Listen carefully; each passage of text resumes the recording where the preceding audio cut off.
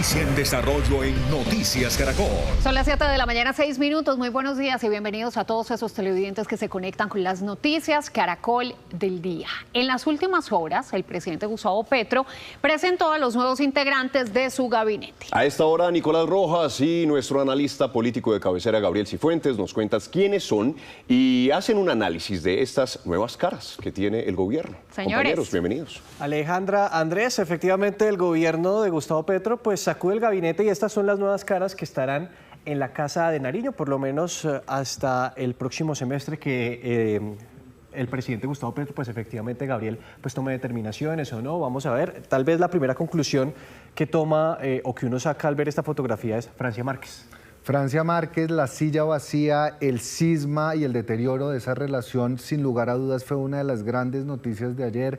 La renuncia al ministerio, pero no a la vicepresidencia. Sí. Igual falta tiempo de aquí a mayo para ver si toma ese paso de renunciar también a la vicepresidencia. Y lo segundo es que son caras tal vez con las que se va a sentir más cómodo. Empecemos con Armando Benedetti, un político curtido, expresidente del partido de la U, expresidente del Congreso, 20 años en el Legislativo.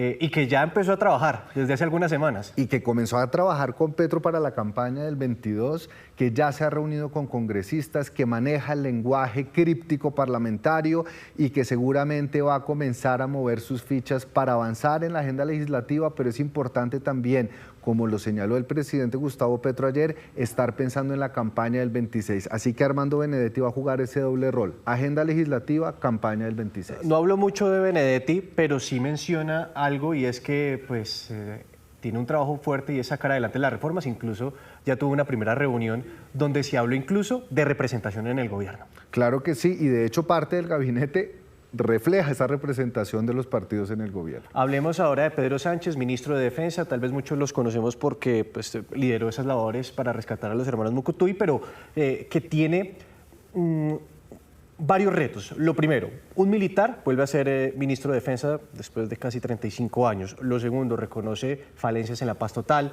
reconoce falencias en los recursos que tienen, por ejemplo, la fuerza pública para servicios de inteligencia, y en medio de una crisis de orden público muy delicada en el Catatumbo, en el suroccidente del país. Son varios los retos. Sí, sin lugar a dudas, Nicolás, es un giro de 180 grados en el Ministerio de la Defensa, no solo porque se rompe esa tradición de tener ministros civiles, a pesar que hay que decir que Pedro Sánchez, el nuevo ministro de Defensa, renunció, dio de baja como general, hoy en día es civil, es deliberante, pero sin lugar a dudas rompe esa tradición, se enfrenta a una cartera con retos inmensos en materia de orden público y hay también que decirlo, no tiene una extracción política.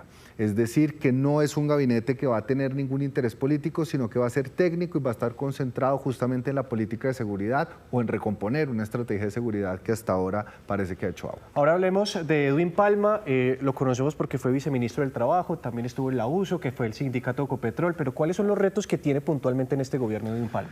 Bueno, Edwin Palma tiene el reto de avanzar en la transición energética y de ser esa bisagra entre la USO, que no siempre ha manifestado apoyo a detener el fracking, a detener las exploraciones, porque de eso vive Ecopetrol, de eso vive el sector, pero también de hacer cumplir esa promesa del presidente de dar ese vuelco hacia la transición energética, reducir las tarifas de energía en la costa Caribe y sin lugar a dudas, a pesar de que es un cambio cuerpo a cuerpo, hombre a hombre, como diríamos en lenguaje deportivo, es una persona cercana al presidente Petro y sobre todo que viene de una extracción obrera, sindicalista, y eso también compone un poco la fotografía que vamos a ver a continuación. Y una cartera que está muy ligada a Minas y Energía es el Ministerio de Medio Ambiente. Lena Yanina Estrada, una ministra indígena, es la primera que llega a esta cartera. Incluso ayer el presidente hacía una pregunta, creo que es la primera que está en un gobierno. Así es, esto tiene una carga simbólica muy fuerte, pero también tiene una carga frente a esas carteras que nosotros llamaríamos carteras del corazón del presidente. La política medioambiental ha sido central en su plan de gobierno y en su discurso internacional. Recordemos que el presidente Petro se ha querido posicionar en instancias internacionales justamente con los temas medioambientales. Venimos de salir de la COP y además se tendrán los retos de cumplir no solo lo que se estableció en la COP, sino también también seguir el trabajo que venía adelantando Susana Muhammad en esa cartera. Y una de las carteras que tal vez le importa bastante al presidente Gustavo Petro tiene que ver con esta, el Ministerio de Cultura, que queda en manos de Yanay Kadanami, una persona que viene a ser también viceministra de Cultura y que tiene un trabajo muy fuerte, sobre todo en temas de presupuesto y de fomentar la cultura en el país y rescatar el Hospital San José. Ese fue el mandato que le dio el presidente Gustavo Petro, no solo a la ministra Yanay, sino también a los ministros que la antecedieron, y tiene una doble componente. El primero que usted decía es viceministra, es decir, viene ya de un proceso en el Ministerio de Cultura, es una persona técnica, pero también por su origen reivindica un poco también el discurso del presidente Gustavo Petro frente a la apertura y al reconocimiento de las culturas que hacen parte de nuestro país. Y otra cartera que necesita estabilidad tiene que ser el Ministerio del Deporte. Patricia Duque, yo la tengo en el radar porque estuve en el IDRD, también estuve en la Superintendencia de Servicios Públicos y dicen que es ficha del Partido Conservador.